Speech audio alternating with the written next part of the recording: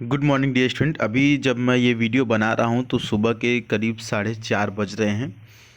देखिए ये जो समय है बहुत ही मस्त है। दिसंबर जनवरी का जो महीना होता है जब आप ये क्लास देख रहे हैं तो ये जो समय है ना, ये सुबह के वक्त बहुत ही शांति सुकून रहता है, क्योंकि लोग ठंडी में 8 बजे तक सोते हैं। तो अगर आप सुबह 5 बजे भी उठने की आदत डाल लेते हैं ना, तो आपके लिए इसका बहुत फ़ायदा होगा। अगर आप सुबह 5 बजे उठ करके 2-3 घंटा सुबह सुबह अपनी पढ़ाई कर लेते हैं तो आपको दिन भर बहुत ही हल्का महसूस होगा। और एक चीज़ और है कि अगर आप ऐसा 1-2 महीने कर लिए तो ये तो एक तो आदत बन जाएगी। दूसरी चीज़ ये है कि इसका बेनिफिट आपको तुरंत देखने को मिलता है। मतलब कि अगर सुबह 5 बजे से उठ के आप कम से कम 4 बजे नहीं उठ सकते, तो आप 5 बजे उठ कर भी अगर पढ़ाई करने लगे 2-3 घंटा सुबह, तो इसका रिज़ल्ट जो है आपको सिर्फ़ और सिर्फ 1 सप्ताह में ही दिखेगा। 1 सप्ताह आप ऐसा करके देखिए, आपको इतना कॉन्फिडेंस आएगा, लगेगा कि हाँ यार, मैं इस एग्ज़ाम को क्रैक कर सकता हूँ, इस चीज़ को मैं निकाल सकता हूँ, या इस सेक्शन में मेरा इम्प्रूवमेंट हो रहा है। ठीक है, आपको जिस चीज़ में भी प्रॉब्लम हो रही है उसको कम से कम 1 सप्ताह का वक्त दीजिए। मेरे कहने से सुबह 5 बजे उठ करके 2 घंटे बस पढ़ाई कर लीजिए, देखिएगा डेफिनेटली आपके अंदर सुधार आ जाएगा। ठीक है, तो चलिए अब क्लास के बारे में देखते हैं। ये क्लास नंबर 10 है। बाकी की क्लास आपने नहीं किया होगा तो कर लीजिएगा। चैनल पे नए होंगे तो सब्सक्राइब कर लीजिएगा। वन वर्ड सब्स्टिट्यूशन की ये सीरीज चल रही है, बहुत ही इंपॉर्टेंट और बहुत ही आसानी से आराम से समझाते हैं ताकि हर एक बच्चे को समझ में आ जाए। पहला वन वर्ड यहाँ पर आपके सामने है कि अनप्लान्ड वर्क इज कॉल्डेड, यानी कि ऐसा काम जो अनप्लान्ड हो, मतलब बिना प्लान नहीं किया गया हो। ठीक है, तो ऐसे प्लान को क्या बोलते हैं? बंगल। ऑप्शन नंबर क्या हो जाएगा? ए यहाँ पर सही हो जाएगा, बंगल। बंगल का मतलब होता है, इसका मतलब होता है घपला, है ना।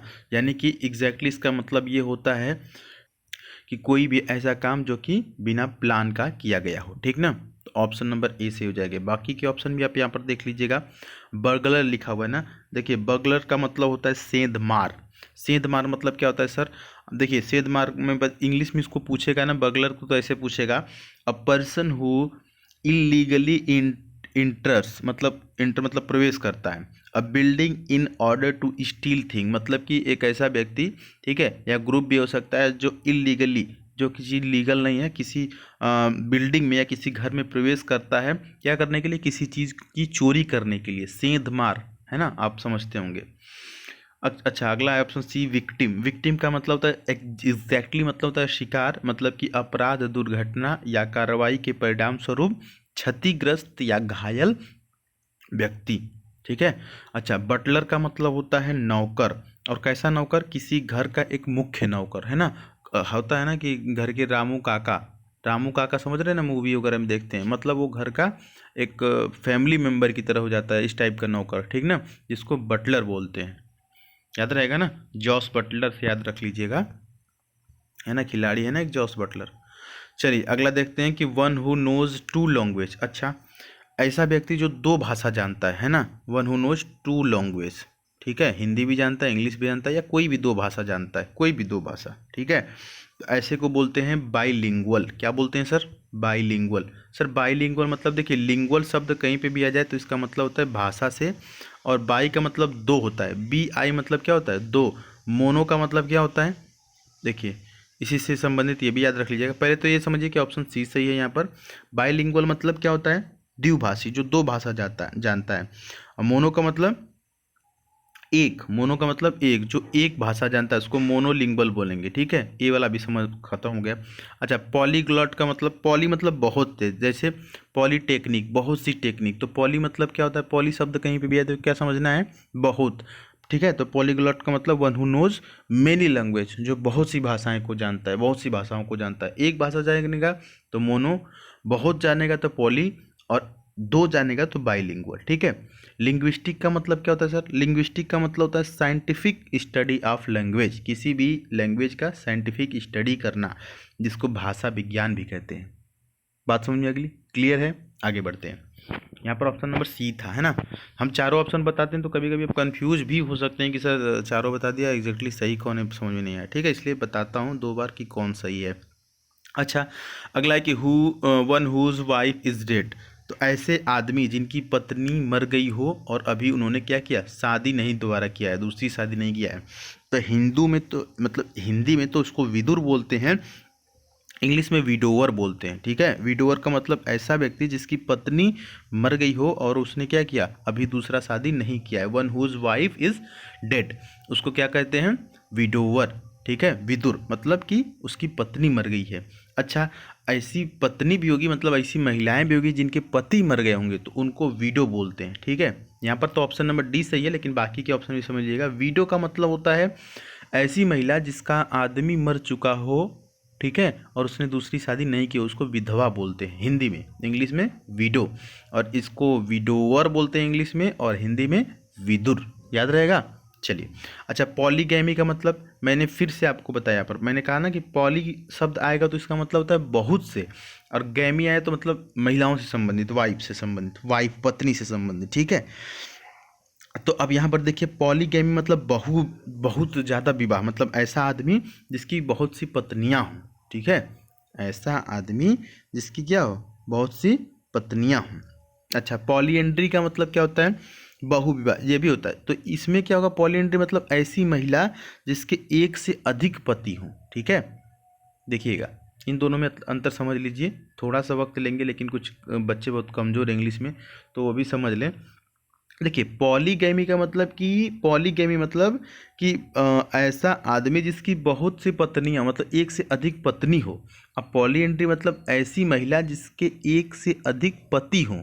ठीक, तो आजकल तो आप देखते हैं कि बहुत से ऐसे, पहले राजा महाराजा हुआ करते थे, जैसे राजा दशरथ थे, उनकी बहुत सी पत्नियां थी, मतलब एक से अधिक थी, 3 पत्नियां थी। ठीक है, तो ऐसे लोग तो आजकल भी मिल जाते हैं जिनकी 2 पत्नियां होती हैं। अरमान मलिक ने भी शायद 2 शादी किया है, दोनों साथ में ही रहती हैं।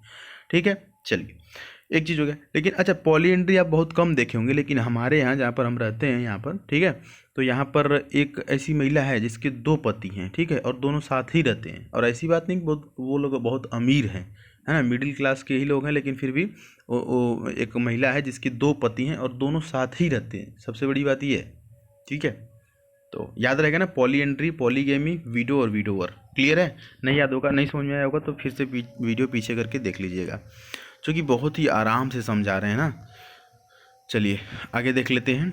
अ चाइल्ड यानी एक बच्चा, और एनी क्रिएशन। ठीक है, एक बच्चा या कोई भी क्रिएशन, कोई भी निर्माण, क्रिएशन का मतलब क्या होता है, निर्माण, which is born after the death of his father, मतलब कि अपने पिता के मौत के बाद पैदा हुआ बच्चा। जैसे बच्चा पेट में पड़ा, माँ की पेट में गया, और उसके 1-2 महीने बाद या तुरंत बाद क्या हुआ, उसके पिता मर गए, तो बच्चा तो पैदा होगा ही ना।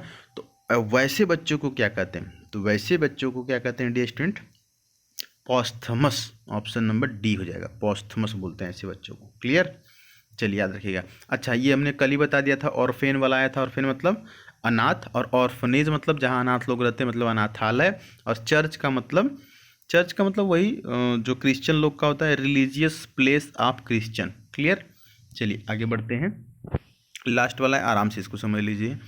Give the same meaning of insolvent. Insolvent का मीनिंग यहाँ पर पूछ रहा है, कह रहा है कि इंसॉल्वेंट का सेम मीनिंग बताइए। तो इंसॉल्वेंट का मतलब होता है one who don't pay his डेब्ट, है ना। डेब्ट मतलब कर्ज होता है, ऐसा जो कि अपना कर्ज नहीं दे पाता है, मतलब बैंक से कर्ज ले लिया, लोन ले लिया और अपना लोन नहीं चुका पा रहा है, उसको इंसॉल्वेंट बोलते हैं, मतलब दिवालिया। तो इसका एक और शब्द होता है बैंक करप्ट, है ना। बैंक शब्द आ गया तो समझिएगा कि लोन लिया है और दे नहीं पा रहा है, कर्ज लिया है दे नहीं पा रहा है, तो बैंक करप्ट होता है। ठीक है, बैंक करप्ट या इंसॉल्वेंट दोनों एक ही शब्द हैं, दोनों एक दूसरे के सिनोनिम है, जिसका मतलब होता है दिवालिया। याद रहेगा। चलिए बाकी के ऑप्शन भी आप समझ लीजिएगा। यहाँ पर ऑप्शन नंबर ए में क्या दिया हुआ है सर, ऑप्शन नंबर ए में क्या दिया हुआ है, ठीक है, ऑप्शन नंबर ए यहाँ पर देखिएगा। बाकी जो है कि इंसॉल्वेंट का मतलब समझ में आया, इंसॉल्वेंट का मतलब बैंकरप्ट, ये दोनों का मतलब एक ही है। क्लियर है ना।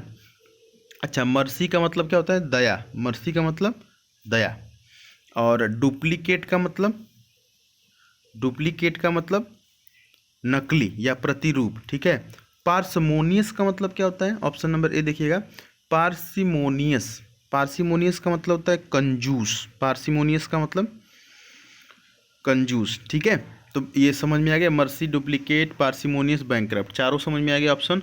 तो ये आज हमने आपको बताया। अब 10 आपके पास 10 वन वर्ड सब्स्टिट्यूशन हो गए। अच्छा देखिए, जब मैंने शुरू किया था ना तो बहुत से बच्चे बोले कि सर 5 ही बताते हैं, कैसे होगा। अरे एक ही दिन में हम आपको 200 भी बता सकते हैं, लेकिन याद करना होता है ना, चीज़ों को समझना होता है। आप एक ही दिन में 200 पढ़ के क्या करेंगे, आप एक ही दिन में 5 पढ़िए ना, पाँचों के पाँचों याद हो जाएंगे, है ना। 200 पढ़ेंगे और 200 में से एक भी दिख जाएगा तो आप एक को नहीं सही कर पाएंगे, लेकिन 5 पढ़ेंगे और पाँचों दिख जाएगा कहीं भी तो आप सही कर पाएंगे। तो ये ठीक है कि ये ठीक है ना।